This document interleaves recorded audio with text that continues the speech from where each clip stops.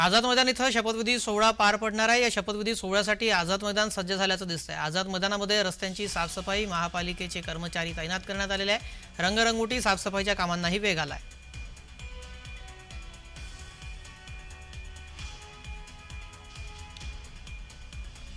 शपथविधीसाठी आता अवघे काही तास शिल्लक राहिलेले आहे। महापालिकेचे कर्मचारी देखील तैनात करण्यात आलेले आहे।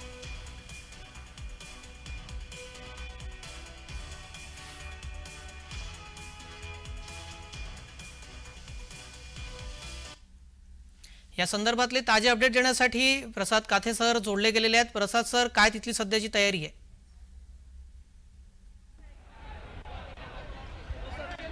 धन्यवाद श्रेयस। या ऐतिहासिक क्षणाला आणि या ऐतिहासिक शपथविधी सोहळ्याला आपण हजर आहोत। या पंडालमध्ये म्हणजे थोडक्यात या मंडपामध्ये आत्ताच्या घडीला आपण माझ्या मागे हळूहळू ज्या पद्धतीनं मान्यवरांची ये जा सुरू झालेली आहे ती पाहू शकाल। महत्त्वाचा मुद्दा यातला असा आहे की याच ठिकाणी जिथे बैठक व्यवस्था आता तुम्हाला दिसतेय त्या बैठक व्यवस्थेच्या ठिकाणी पवार, शिंदे आणि फडणवीस तीनही कुटुंबाच्या सदस्यांच्यासाठी बैठकीची व्यवस्था करण्यात आली आहे। याचा एक संकेत आपल्याला लक्षात घ्यायला हवा, तो असा की एकनाथ शिंदे शपथ घेणार आहेत। एकनाथ शिंदेंच्या वडिलांच्या पत्नीच्यासाठी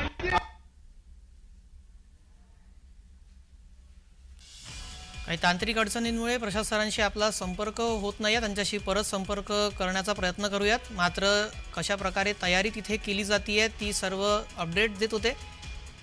आसन व्यवस्था तिथे कशा प्रकारची आहे आझाद मैदानामध्ये आता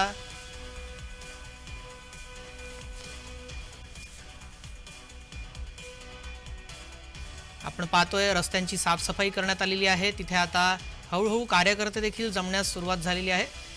प्रत्येक नेत्याच्या कुटुंबियांच्यासाठी सुद्धा तिथे बसण्याची आसन व्यवस्था असल्याचंही आत्ताच सांगितलेलं आहे आपल्याला ती माहिती आता मिळालेली आहे। आणि शिंदे देखील आता उपमुख्यमंत्री पदाची शपथ घेतील हेही स्पष्ट झालेलं आहे। हळूहळू नेते मंडळी पोहोचू लागलेले आहेत।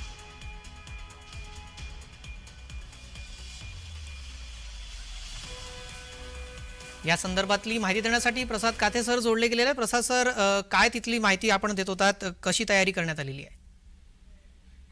बिल्कुल श्रेयस, माझा आवाज आपल्यापर्यंत पोहोचत असेल आपण लक्षात घेऊ शकाल की मुख्यत्वे जे तीन प्रमुख राजकारणी या सोहळ्यामध्ये असतील त्या तीनही राजकारण्यांच्या कुटुंबियांना आमंत्रित करण्यात आलेले आहे। त्याचबरोबर शेकडो उद्योगपती, महंत आणि हजारोंच्या संख्येने भारतीय जनता पार्टीचे शिवसैनिक राष्ट्रवादीचे समर्थक या सोहळ्याला काही तांत्रिक अडचणींमुळे प्रशासनाचा आवाज नीट येत नाहीये, त्यांच्याशी संपर्क नीट करूया, त्यानंतर ते माहिती देतील। आपण पाहतोय आसन व्यवस्था कशा प्रकारे करण्यात आलेली आहे। मुकेश अंबानी यांचं नाव तिथं दिसतंय, देवकुमार उपाध्याय, प्रत्येकाच्या नावाची इथे कागद लावण्यात आलेला आहे।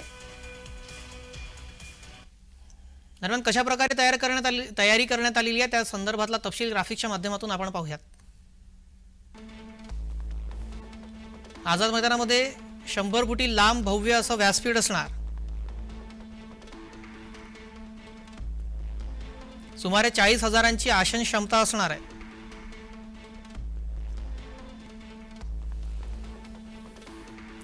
लाडक्या बहिणींसाठी राखीव आसन व्यवस्थाही करण्यात आलेली आहे। सोबतच कार्यकर्त्यांसाठी भाजपाकडून 600 बेस्ट बस गाड्या आरक्षित करण्यात आलेल्या आहे। कुठल्याही प्रकारे गैरसोय होऊ नये म्हणून ही व्यवस्था करण्यात आलेली आहे। सुमारे 5,000हून अधिक पोलिसांचा फौजफाटा इथं तैनात करण्यात आलेला आहे। आणि आझाद मैदानामध्ये परिसरात स्वच्छता मोहीम सुद्धा पाहायला मिळते आहे आणि या परिसरातील सर्व दुकानंही बंद आहेत।